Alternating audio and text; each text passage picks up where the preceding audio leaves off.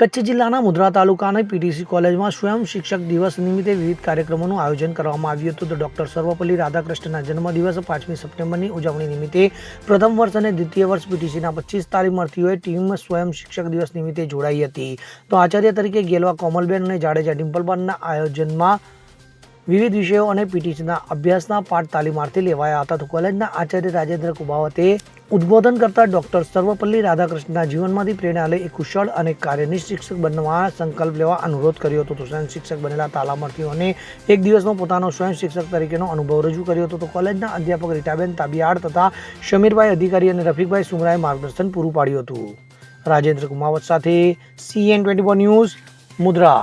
હવે જુઓ દેશ દુનિયાની તમામ ખબરો તમારી આંગળીના ટેરવે.